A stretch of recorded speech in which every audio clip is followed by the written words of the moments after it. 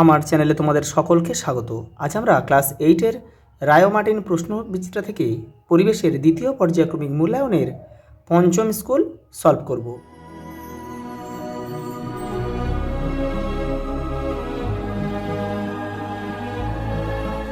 প্রথম প্রশ্ন দেখো, কঠিন মোমের ঘনত্ব তরল মোমের চেয়ে বেশি। অপশান এ আমাদের সঠিক উত্তর। পরেরটা দেখো, জৈব অনুঘটকগুলি প্রধানত প্রোটিন জাতীয় হয়। গ্লুকোজ একটি তড়িৎ অবিশ্লেষ্য পদার্থ। এই যে মানে গ্লুকোজের মধ্যে দিয়ে বিদ্যুৎ বা তড়িৎ যাতায়াত করতে পারে না।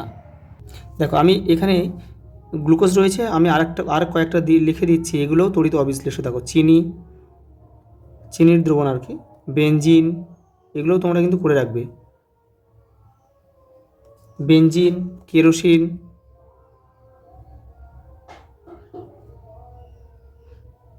ইউরিয়া, এগুলো সবই তড়িৎ অবিশ্লেষ্য পদার্থ। ওটা দেখো, বজ্রপাতের সময় উঁচু গাছের তলায়, নিচু গাছের তলায়, খোলা মাঠে থাকা নিরাপদ।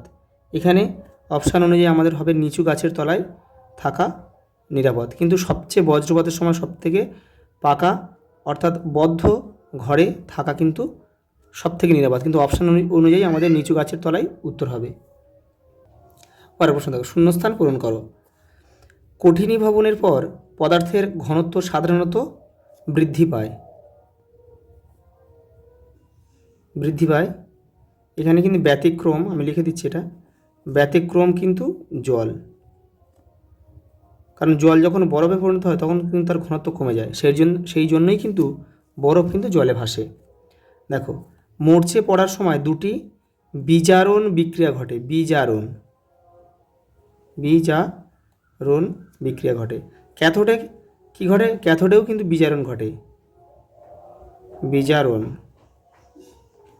আর অ্যানোডে জারণ ঘটে। পরেরটা দেখো, বজ্রপাত থেকে বাড়ি ও বাড়ির মধ্যেকার বৈদ্যুতিন সরঞ্জামকে রক্ষা করে কে? বজ্র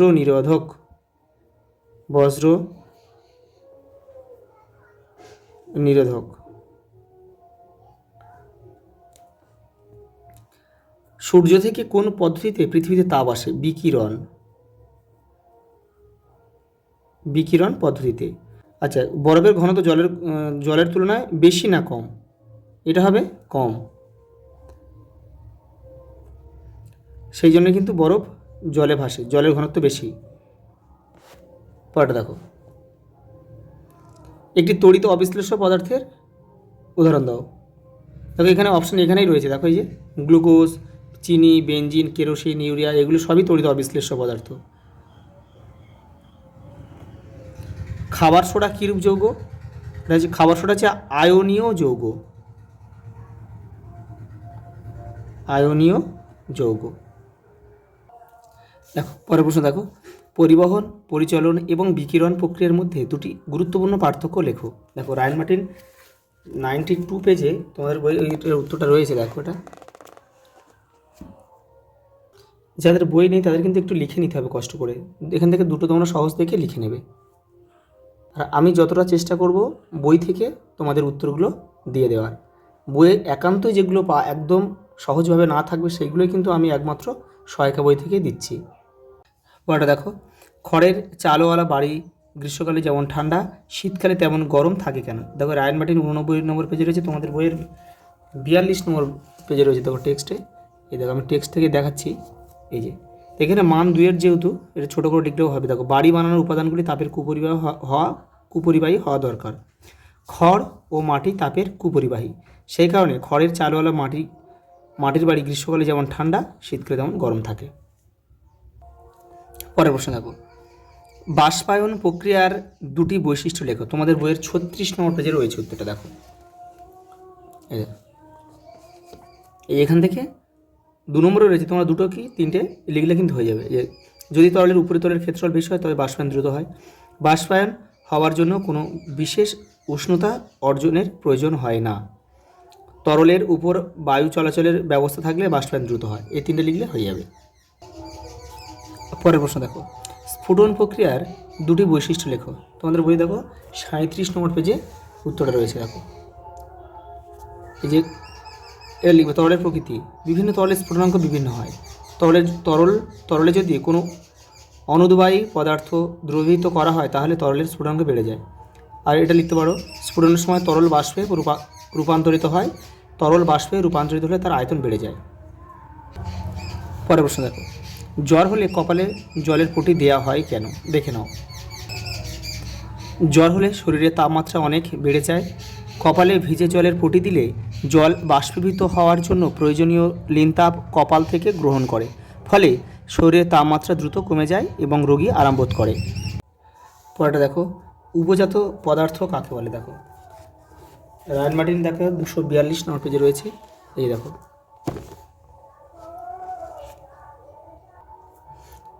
উপজাত পদার্থ যে কোনো রাসায়নিক বিক্রিয়ায় অভীষ্ট বা কাঙ্ক্ষিত পদার্থটি ছাড়া অতিরিক্ত যে পদার্থ উৎপন্ন হয় তাকে উপজাত পদার্থ বলে। দেখো যেমন গলিত NaCl এর তড়িৎ বিশ্লেষণে Na ধাতু নিষ্কাশনের সময় অ্যানোডে উৎপন্ন ক্লোরিন গ্যাস একটি উপজাত পদার্থ। পরের প্রশ্ন দেখো, পারদ কি তড়িৎ বিশ্লেষ্য? যুক্তি দাও। দেখো রায়ন মার্টিন 245 নম্বর পেজে রয়েছে। এই দেখো পারদ একটি মৌলিক পদার্থ, এটি তরল ধাতু, তাই তাপ ও তড়িতের সুপরিবাহী। পারদ তার মধ্যস্থ মুক্ত ইলেকট্রনের সাহায্যে তড়িৎ পরিবহন করে। এটি তরল অবস্থায় থাকলেও আয়নে বিয়োজিত হয় না এবং তড়িৎ পরিবহনের ফলে এর কোনো রাসায়নিক পরিবর্তন ঘটে না, শুধু উষ্ণতা বাড়ে। তাই পারদ তরল অবস্থায় তড়িৎ পরিবহন করলেও এটি তড়িৎ বিশ্লেষ্য নয়। পরেরটা দেখো, অনুঘটক কাকে বলে? অনুঘটকের দুটি বৈশিষ্ট্য লেখো। তোমাদের বইয়ের 88 নম্বর পেজে উত্তরটা রয়েছে, দেখে নাও। দেখো যেসব পদার্থ রাসায়নিক বিক্রিয়ার বেগ বাড়ায় তাদের বলে অনুঘটক বা ক্যাটালিস্ট।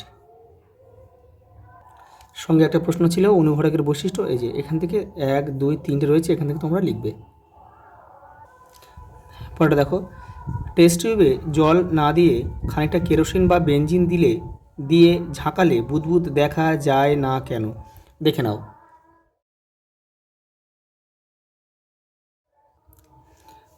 পরেরটা দেখো, রূপোর তৈরি গয়নার উপর গোল্ড প্লেটিং করতে হলে ক্যাথোড, অ্যানোড এবং তড়িৎ বিশ্লেষ্য হিসেবে কি কি ব্যবহৃত হয়? দেখো আমি এখানে ছোটো ছোটো লিখে দিচ্ছি। ক্যাথোডে হবে রূপোর তৈরি গয়না,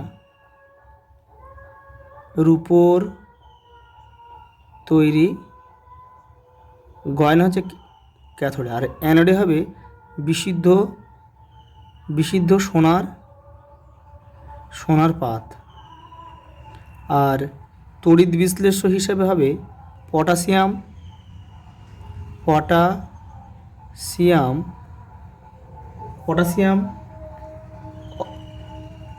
অরোসায়ানাইড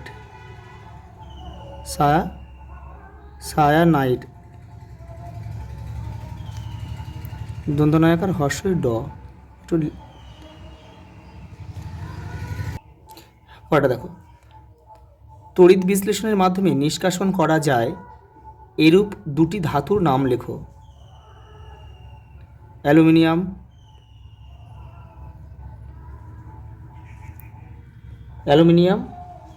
এবং আমরা লিখতে পারি সোডিয়াম। এই ধাতুগুলি কিভাবে নিষ্কাশন করা হয় তা অতি সংক্ষেপে লেখো। দেখে নাও। পরেরটা দেখো, জারক ও বিজারক পদার্থের মধ্যে দুটি গুরুত্বপূর্ণ পার্থক্য লেখো। এই দেখো রায়ন মার্টিন 227 নম্বর পেজে রয়েছে। দেখো এই যে জারক বিজারক রয়েছে, এখান থেকে তোমরা করে নেবে। এই যে দেখো একটি মৌলিক জারক ও একটি মৌলিক বিজারক পদার্থের নাম লেখো। একটি মৌলিক জারক হচ্ছে O2, আমরা লিখতে পারি Cl2 লিখতে পারি, ক্লোরিন নন অক্সিজেন আর ক্লোরিন লিখতে পারি। আর যৌগিক বিজারক হচ্ছে আমরা লিখতে পারি CO, কার্বন মনোক্সাইড। তারপর আমরা লিখতে পারি H2SO লিখতে পারি, হাইড্রোজেন সালফাইড। পরেরটা দেখো, একটি কাঁচের টেস্ট টিউবে সালফিউরিক অ্যাসিডের পাতলা জলীয় দ্রবণ নিয়ে কয়েক টুকরো জিঙ্কের ছিবড়ে ওই দ্রবণের মধ্যে ফেলে দিলে কি দেখা যাবে? ইলেকট্রনীয় তত্ত্বের সাহায্যে সংঘটিত জারণ বিরণ বিক্রিয়ার ব্যাখ্যা করো। দেখে নাও, তোমাদের বইয়ের 96 পেজে রয়েছে উত্তরটা। দেখো এখানে কিন্তু দুটো প্রশ্ন দিয়েছে। দেখো প্রথম প্রশ্নের উত্তরটা আমি তোমাদের খাতায় করে দিচ্ছি, আর এটা তোমাদের বইয়ের কিন্তু 96 পেজে রয়েছে, দেখে নাও। এই দেখো, বর্ণহীন ও গন্ধহীন হাইড্রোজেন গ্যাস নির্গত হয় এবং জিঙ্কের টুকরোগুলি ধীরে ধীরে ক্ষয়প্রাপ্ত হয়ে জিঙ্ক সালফেট উৎপন্ন করে। এই যে বিক্রিয়াটা আমি লিখে দিয়েছি। আর পরের প্রশ্ন দেখো, ইলেকট্রনীয় তত্ত্বের সাহায্যে যেটা রয়েছে সেটা দেখো 96 পেজে রয়েছে তোমাদের বইয়ের। এই যে এটা লিখলে হয়ে যাবে, এই যে এই বিক্রিয়াটা লিখলেই হয়ে যাবে। দেখো পরের প্রশ্ন, গলিত সোডিয়াম ক্লোরাইডের মধ্যে দিয়ে উপযুক্ত তড়িৎদ্বার ব্যবহার করে তড়িৎ চালনা করলে ক্যাথোড এবং অ্যানোডে কী কী রাসায়নিক এই বিক্রিয়া ঘটে তা লেখো। দেখো 105 নম্বর পেজে রয়েছে তোমাদের বইয়ের। এই যে দেখো, এই যে গলিত NaCl, এখান থেকে তোমাদের এই যে বিক্রিয়া, এই ক্যাথোড আর অ্যানোডের বিক্রিয়াগুলো তোমাদের কিন্তু লিখতে হবে এই পর্যন্ত। এখান থেকে এই পর্যন্ত লিখলেই হয়ে যাবে। পরের প্রশ্ন দেখো, প্রদত্ত যৌগগুলি জলীয় দ্রবণে কী কী আয়ন দেয় তা লেখো। দেখো অ্যামোনিয়াম সালফেট, পটাশিয়াম নাইট্রেট আর কপার সালফেট। তোমাদের বইয়ের 104 নম্বর পেজে দেখো উত্তরটা রয়েছে। এই দেখো, এই দেখো অ্যামোনিয়াম সালফেট, এই যে NH4 আর SO4, এই যে প্লাস আর এই যে আয়নগুলো রয়েছে এই চিহ্নগুলো তোমাদের এখানে দিতে হবে। দেখো পটাশিয়াম নাইট্রেট এগুলো লিখবে, কপার সালফেট এটা পুরোটা লিখবে। পরের প্রশ্ন দেখো, বজ্র নিরোধক কীভাবে কাজ করে? দেখো 155 পেজে রয়েছে তোমাদের বইয়ের।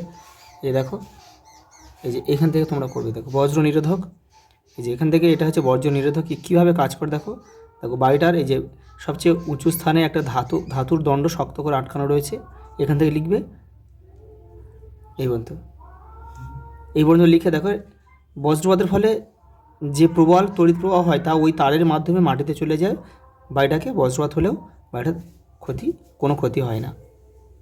পরের প্রশ্ন দেখো, বজ্রপাতের সময় কী কী সাবধানতা অবলম্বন করা উচিত? দেখো কী কী দিয়েছে, যদি তুমি বাড়ির মধ্যে থাকো, দেখো যদি বাড়ির মধ্যে থাকো, দেখো এই দেখো এখানে দেওয়া রয়েছে, বাড়ির মধ্যে যদি থাকো তাহলে কী কী সাবধানতা আমাদের অবলম্বন করতে হবে, তাহলে এখান থেকে আমাদের এটা কিন্তু লিখতে হবে।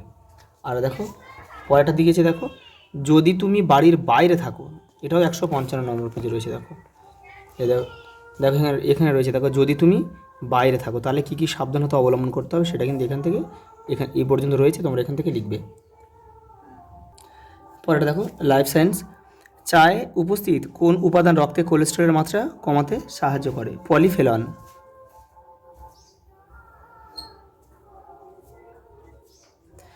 পরেরটা দেখো, যক্ষা রোগের সঠিক চিকিৎসা পদ্ধতিটির পুরো নাম লেখো। দেখো পুরো হচ্ছে, দেখো এটা হচ্ছে ডটস, দেখো পুরো নামটা হচ্ছে directly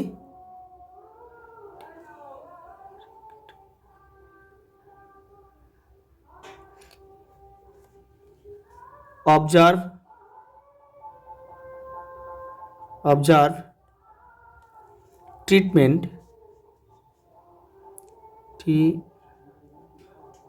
treatment short course.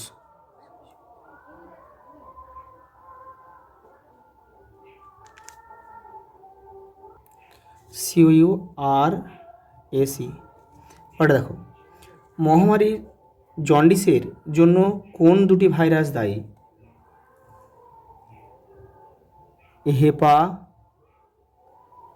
Hepatitis A আর হচ্ছে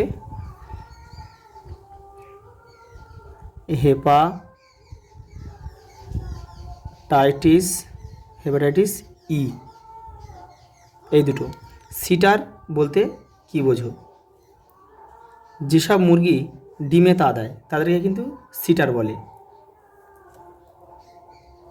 যেমন ব্রাহ্মা কোচিন, এটা তোমাদের বইয়ের 226 নম্বর পেজে রয়েছে। যেসব মুরগি ডিমে তা দেয় তাদেরকে সিটার বলে।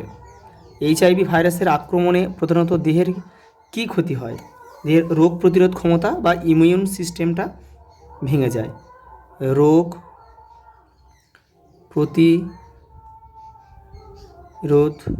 প্রতিরোধ ক্ষমতা ক্ষমতা ক্ষতিগ্রস্ত হয়। পরেরটা দেখো, মাছের ক্ষেত্রে যে সকল ডিমের সঙ্গে শুক্রাণুর মিলন হয়েছে সেগুলি হলো নিষিক্ত ডিম। নিষিক্ত ডিম। পরেরটা দেখো, শ্রমিক মৌমাছিরা ফুল থেকে কি সংগ্রহ করে? মকরন্দ।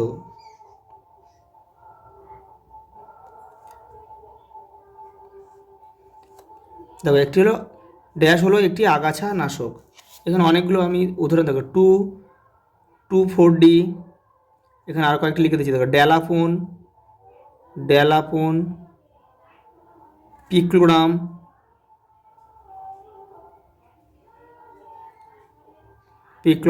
প্রভৃতি। দেখো পরেরটা দেখো, ভিটামিন এ এর চাহিদা মেটাতে কৃষি বিজ্ঞানীরা যে বিশেষ ধরনের ধান তৈরি করেছেন তা হলো গোল্ডেন রাইস।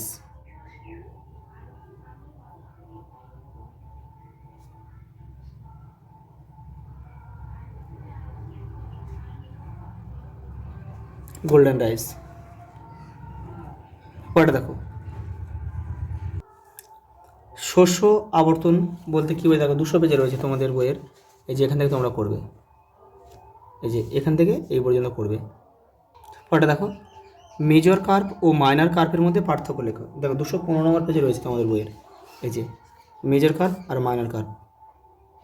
পরের প্রশ্ন দেখো, পলিকালচার বলতে কী বোঝায়? 217 নম্বর পেজে রয়েছে তোমাদের বইয়ে। দেখো এই যে পলিকালচার। দেখো এই যে 3 ধরনের দেশি কার্পের সঙ্গে 3 ধরনের বহিরাগত কার্প একই পুকুরে চাষ করাটাই হলো নিবিড় মিশ্র চাষ বা পলিকালচার। ওটা দেখো, জৈব সার কেন অজৈব সারের চেয়ে ভালো? দেখো এই যে জৈব সার কেন অজৈব সারের চেয়ে ভালো, দেখো এখান থেকে তোমাদের যে এই পর্যন্ত লিখতে হবে। আচ্ছা, এই পর্যন্ত দেখা হবে পরের ভিডিওতে।